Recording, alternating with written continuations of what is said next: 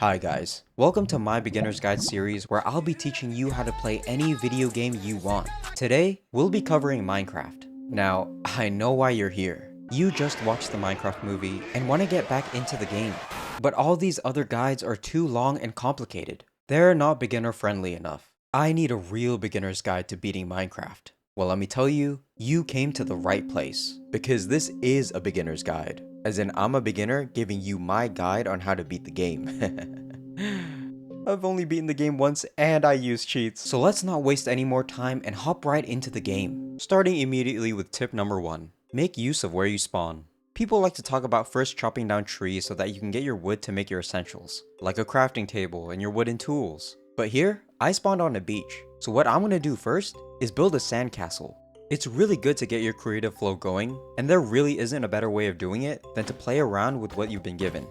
If you ever stumble across a village, I recommend you ignore it. A lot of these Minecraft YouTubers love telling players that are looking to beat the game to raid these villages, so that they can stock up on resources and further their progression in the game. This just isn't the right way of beating it. Here's a tip for you guys. Don't take what isn't yours. What's so great about this tip is that it's also applicable to the real world. You see these villagers? You see their crops? Their animals? They worked hard to build this village, and you shouldn't take any of what they've made away from them. Instead, what I recommend you do is ignore the villages and go somewhere else to find materials. That way, you develop your gathering skills and won't have to depend on such lazy and inefficient strats to beat the game. The loot that you get from these villages aren't good anyway. When it comes to surviving, it's important that you manage your hunger. Here's tip number 5. Be open to try new things. You'll never know whether something is good or bad if you don't try it yourself. See right here? This rotten flesh that I'm eating is giving me the ability to run faster. Nice. Oh, look, a spider eye. Another buff. In exchange for some hearts, it's giving me the ability to fly? Oh shit! Whee! See these awesome abilities that you too can experience if you just try to step out of your comfort zone? You wouldn't have known any of this if you didn't take risks. Tip number Q. Be aware of your surroundings. It's very important that you're always aware of what's around you, especially when you're carrying around important stuff. And finally, the last and most important thing that you'll need to do up here in the overworld is to build a home. After all, you're gonna be living here, so you might as well build something comfy and cozy for you to stay in, but also something that's strong and will hold up against the dangers that lurk around. That's why tip letter 4 is to build a home that is durable and looks nice. You should build it using the strongest material in the game, which is why I recommend you build your house out of bedrock. That thing is damn near indestructible.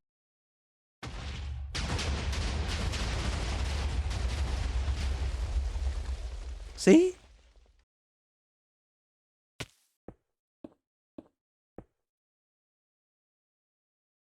Oh, well, at least your house is still here. And now that you have all your necessities in your very own home, you're all set to survive the overworld. And now it's time to move on to the next stage of your journey to beating Minecraft. That's right, we're going to the Nether. In order to get to the Nether though, you'll need to build a Nether portal first. And to build one, you'll need obsidian. Lots of obsidian. I recommend using a stone pickaxe for the job, because hey, cobblestone is pretty easy to come by. Once you have a full inventory of obsidian, you're now ready to make your Nether portal. And after building your Nether portal, feel free to enter it, but be ready for what the Nether has to offer. Now that you're in the Nether, it's time to gather the ingredients necessary to make Eyes of Ender, a key component needed to unlock the portal to the end, the place you'll need to reach in order to beat the game. One of the ingredients needed to make the Eyes of Ender is blaze rods. To get them, you'll need to locate a blaze spawner and kill the blazes that roam within the area. As you can see here, I am right in front of one, surrounded by blazes flying around, ready to attack anyone that dares enter their home. Well, in order to beat the game, you're gonna have to do just that. Fight. Don't be scared. Just take a deep breath. I'm Coyote Peterson, and I'm about to enter the Sting Zone with one of the most fearsome mobs in the Nether, the Blazes. Alright, after totally surviving all that, you should probably have about 2 stacks worth of blaze rods. This is plenty enough for the Eyes of Ender. And now it's time to gather the last ingredient, Ender Pearls. Look, there's no easy way of finding these things. It's actually one of the most difficult parts that you have to go through to beat the game. What you'll need to do is find a group of Endermen, kill them, and collect the Ender Pearls that they drop. Endermen love to party in groups, so finding a bunch of them together is pretty easy. It's the killing that's hard. Look in the distance over there. I think I see a group of Endermen. Let's investigate. I thought so.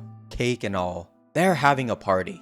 Alright, it's time for you to pull out your weapon. I recommend a pickaxe. And crash their party. Oh, and one more thing before you jump in and fight them. Make sure to look at them directly in the eyes when confronting them. Got it?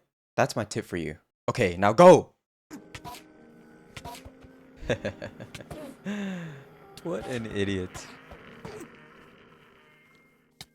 Wait, am I still recording? After you've collected 28 Ender Pearls, you're pretty much set to locate the stronghold and teleport to the end to fight the game's main and final boss.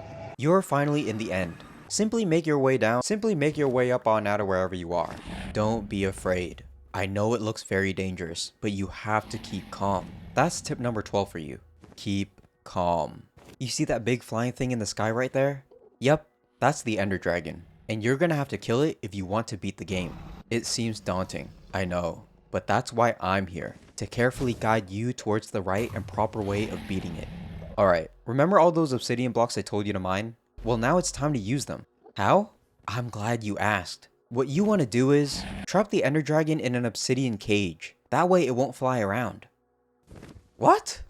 Oh, I knew that was gonna happen. Alright, I'll show you how to really beat the Ender Dragon, and it's very easy. Simply craft yourself a wooden hoe, wait for the dragon to come down. Alright, you guys ready? Watch this, watch this. Look at the health bar. And there you go. You did it! You killed the Ender Dragon. My last tip for you is, learn to enjoy the moment. What you just accomplished isn't something to be scoffed at. Now that the Ender Dragon is gone, quickly make your way over to the egg right there. Go ahead and collect it using the pickaxe in your inventory. What? Oh, come here. Please. What the? Where is it? Oh, whatever. Just jump right into the portal right beside your feet to officially beat the game of Minecraft. And there you have it, my beginner's guide to beating Minecraft. Remember, this guide has a 100% success rate, so stop waiting around and go beat the game already. If you want to see more guides, consider liking and subscribing. Anyway, I'm gonna head out and watch the Minecraft movie, where I will 100% be trashing the place by throwing my popcorn everywhere when the chicken jockey meme appears. I'll see you next time. Bye!